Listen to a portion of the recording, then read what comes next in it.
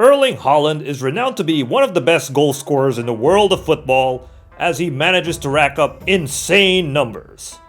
Yet despite some of his Herculean feats, there are those who would question his overall playstyle, with Roy Keane even going as far as saying that Holland plays like a League 2 player after Man City's draw against Arsenal. This begs the question, has Erling Haaland regressed? Let's place him under a microscope.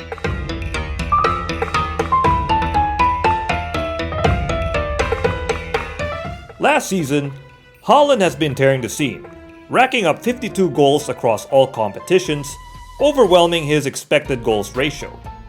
He even broke a lot of records from being the quickest player in Premier League history to score 3 hat-tricks, to setting record for the highest number of goals scored in a Premier League season. It seems there was no stopping Holland, and his playstyle would ultimately make him the X factor for Man City in their treble-winning season.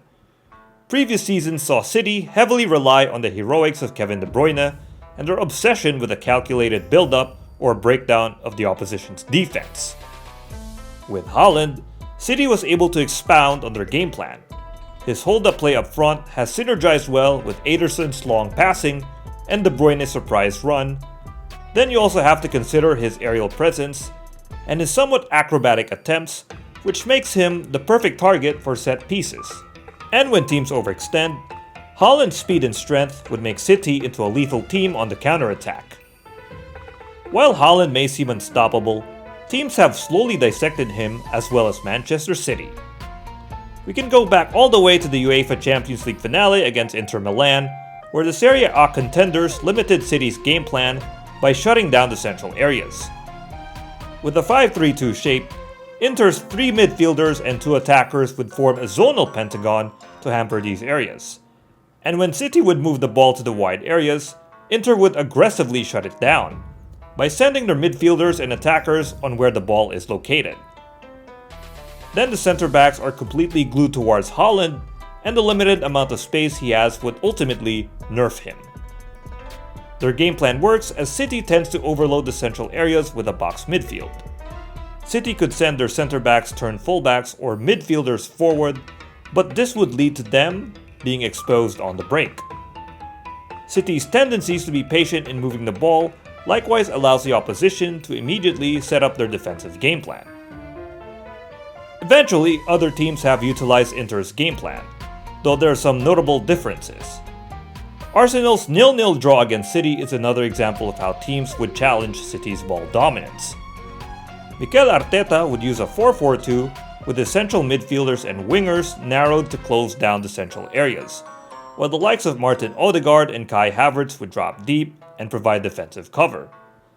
This would allow Arsenal to completely negate the central areas.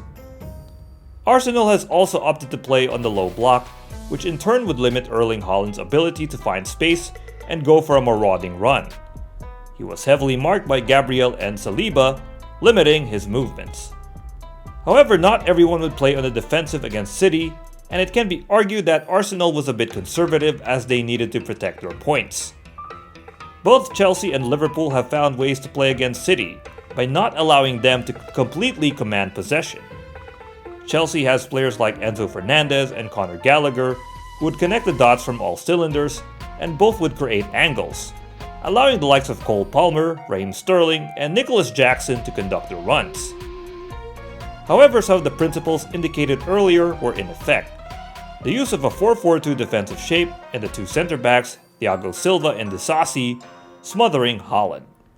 On the other hand, Liverpool would rely on a patient possession-oriented game plan where the likes of Harvey Elliott would occupy the half spaces, while the other players like Szoboszlai and Joe Gomez would further move upfield to provide more stability in progressing the ball. And we see Liverpool even going further upfield, and this could be bad news for the Reds, especially with Haaland lurking on the backlines. However, Virgil van Dijk has proven that he is capable of chasing Haaland when the need arises. Van Dijk has also prevented some through balls to Haaland. Then there's Liverpool denying the passing lanes for their star striker, as seen from Wataru Endo's marshalling of Kevin De Bruyne. In the end, these teams have the following principles: marking Holland with intensity and shutting down each passing angle to make sure that the ball wouldn't reach him. But as the season ends, it seems Holland is still the goal-scoring machine based on his statistical output, though it can be argued that he has struggled against elite-level competitions as he tends to be overly reliant on the crisp service from his teammates. Which begs the question, should he already develop the other facets of his game, where he doesn't overly rely on his ability to convert goals? Anyway, that's all detectives, and I hope you enjoyed and learned a lot from this video. If you wish to express your thoughts on Erling Haaland, please feel free to do so in the comment section. Please don't forget to leave a like or subscribe to our YouTube channel for updates. Until next time, detectives, see you around in our next investigation.